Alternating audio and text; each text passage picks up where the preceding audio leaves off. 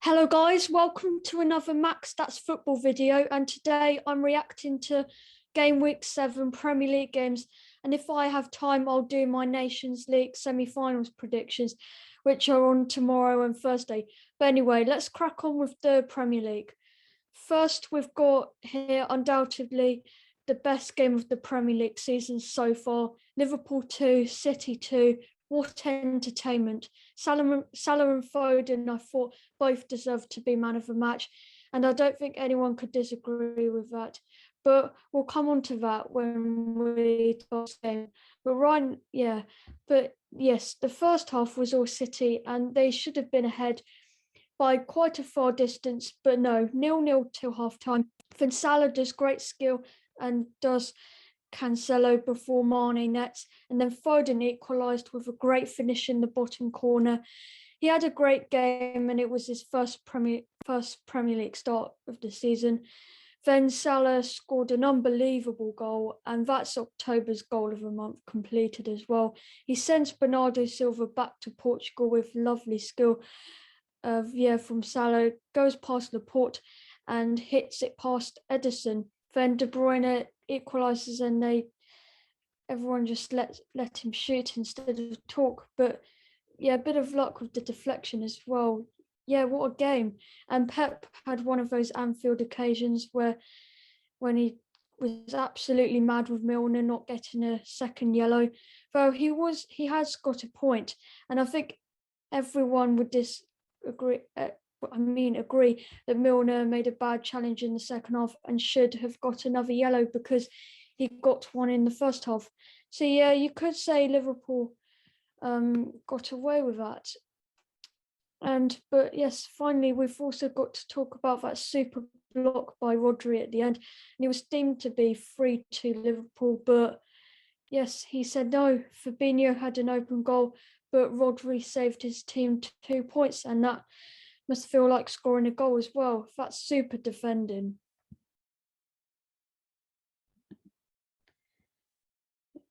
Next, Man United held draw by Everton. Sorry, but subbing the greatest football legend Ronaldo on the bench at the start. No, that just can't happen. What was Ollie thinking? Seems like he always gets his team selections wrong every game, and he still doesn't think Fred is the problem in CDM. We'll come on to that in a moment, but let's analyse what happened in the game. Martial scored the opener after a long wait for a goal. Then yes, now we're at this bit.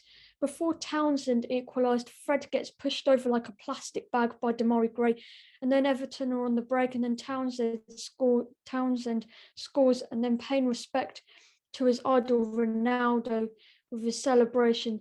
But really needs to work a lot more on that on the training ground. That celebration was like a 10, just, yes, not the best. And then if you see the images below, there is on the left, Ronaldo sulking and disappointed. Could be a mixture of being subbed at the start, or yes, not taking chances against Everton. And on the right, Solly, he is still smiling. No, not when you're drawing against a rival manager like Rafa Benitez and you're seconds away from a disappointing result. Yes, so still a few things to be changed at United, probably. Crystal Palace 2-2 draw versus Leicester. Well, Brendan Rodgers is making a habit of chucking away leads at Selhurst Park. Remember Cristambul? Yes, Luis Suarez. Anyway, as I said, Leicester were leading 2-0 with goals from Iheanacho and Vardy. And then in the second half, it was all Palace. Well, all game it was all Palace. They didn't deserve to be down by 2 goals at half-time. Great subs from Vieira, and he's becoming a great manager as well. He's done really well to settle in. Summer signing Elise Nets, and then Schlupp, former Leicester player, after coming on 45 seconds off the bench, equalised and also had another chance to win if a Palace with a header.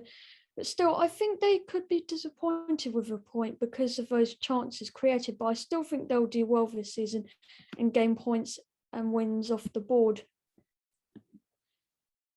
I think now the most safest game to go to next, well, not for the former Watford manager, Leeds scraping a 1-0 win over them.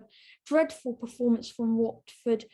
Ben Foster admitted it, but was that still enough to sack Cisco Munoz? They're still doing better than Newcastle, Burnley, and Norwich in the league, and they still haven't won this season. Whilst Watford have got 2 wins and are 14th, and I thought they were not doing too bad this season. After Munoz gets Watford back up to the top flight and just loses a few games and a couple of wins at the start of the season, the Watford owners are probably very strict with how managers should do at the club. Anyway, yesterday they appointed Claudio Ranieri, and he did win the Premier League title with Leicester, but did rubbish at Fulham. So don't know how well he's going to do there. Dilly din, and on to the next game. Chelsea 3-1 versus Southampton. Chalobah scored a header, which he couldn't miss inside 9 minutes. And then Ward-Prowse scores a penalty before getting a red after that stupid challenge, just lunging his foot at Jorginho. Timo Werner nets after a while, and then Chilwell scores a sweet goal. So yes, good day all round for Chelsea, who are now top of the league before the international break. Okay, it's 5 more games to go. We can do this. Okay, I think I'll go on to Brentford and their stoppage time winner as well. Apparently, the Irish guy predicted this as well. Lucky, actually, considering he doesn't get about Brentford as well. They play good attacking football and not afraid of making challenges for the ball.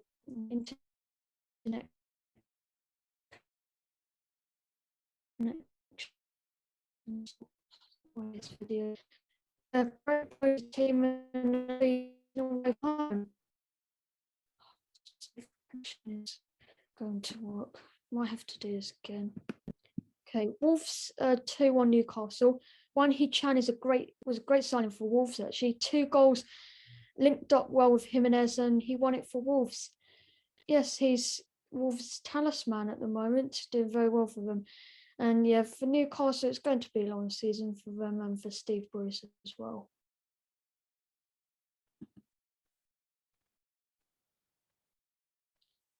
Oh, wait. I think I forgot to do Spurs Aston Villa. Oh, I forgot to do it. Oh, anyway, I'll just say about Brighton versus Arsenal and Burnley Norwich, and then I'll go to Spurs Aston Villa for the final game. So, yes, Brighton Arsenal 0-0 and Burnley 0-0 Norwich. Sure, why I did this, but nothing to report. But Spurs winning 2-1 against Aston Villa.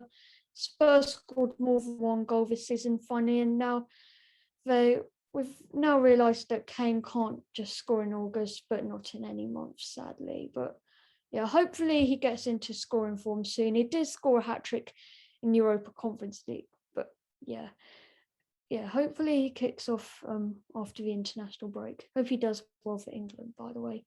Oh, this image is so cringe. Why did I do that? So that's the end of the Premier League for a week and a bit. So now let's head over to the Nations League my Nations League predictions. Tomorrow, Italy versus Spain. All right, next slide. No. So many things have gone wrong for me. So tomorrow, Italy versus Spain. Repeat of the Euro semi-final, and now another one. Italy are better, I think, than Spain. I think they'll dominate them, with Chiesa scoring a brace and shining for Italy once again, and like he does for Juventus.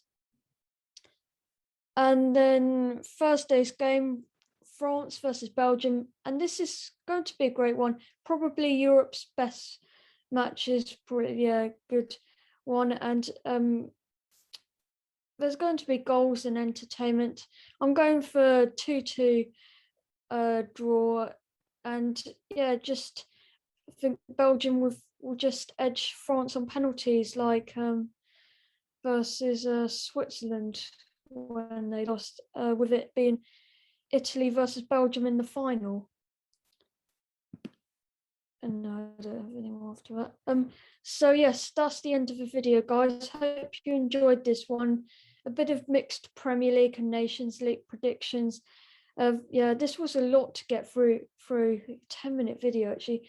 But I'll do my final prediction on Friday or Saturday. So yes, look out for that. I'll see you guys later as well.